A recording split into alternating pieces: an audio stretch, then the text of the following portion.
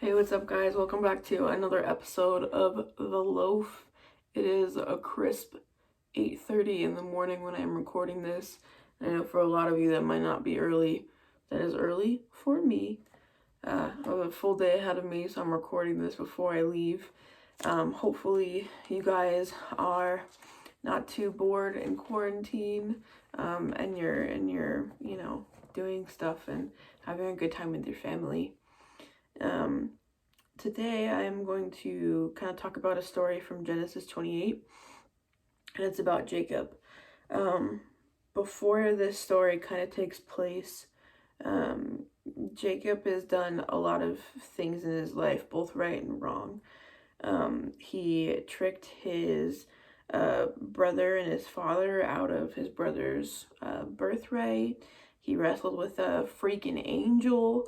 And he also worked 14 years to marry his wife in a crazy turn of events. So he's done a lot of stuff, and he's done a lot of things largely dependent on himself. And in this story, Jacob it's Genesis 28, starting with verse 10.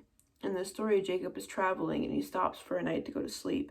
And he has this dream, and there's this stairway resting on the earth, and its top goes up to heaven, and the angels of God are coming and going on it.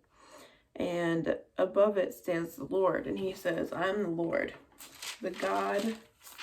Sorry, my page isn't flipping. He says, "I'm the Lord, the God of your father Abraham and the God of Isaac.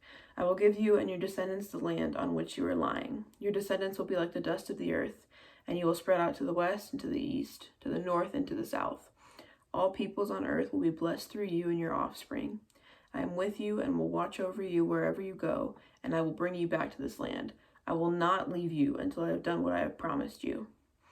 And Jacob wakes up from his sleep, and he thinks, "Surely the Lord is in this place, and I was not aware of it." In other words, it's funny because Jacob was actually asleep in real life, but he was also asleep essentially to the presence of God. And after that dream, he says, "Surely the Lord is in this place, and I was not aware of it."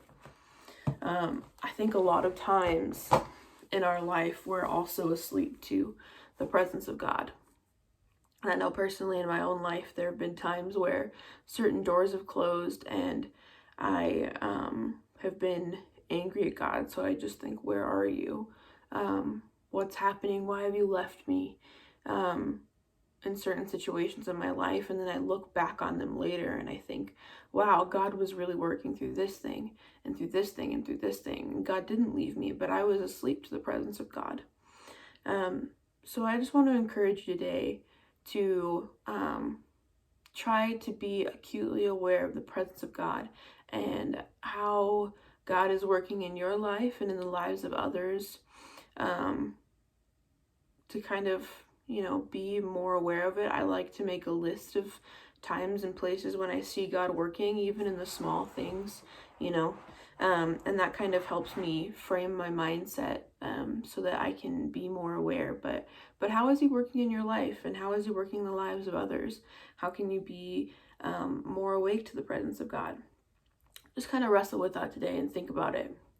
With that being said, I miss you guys. All of us interns miss you guys. We are not the same without you guys. And I am looking forward to seeing all the memes that you put out today for Meme Madness. And I'm also looking forward to our next virtual talent show. Hopefully more interns will participate, but whatever. This is me calling them out. All right. I hope you guys have a great day. We love and miss you. And I'll see you back here at 11 a.m. tomorrow for another episode of The Loaf. See you guys later.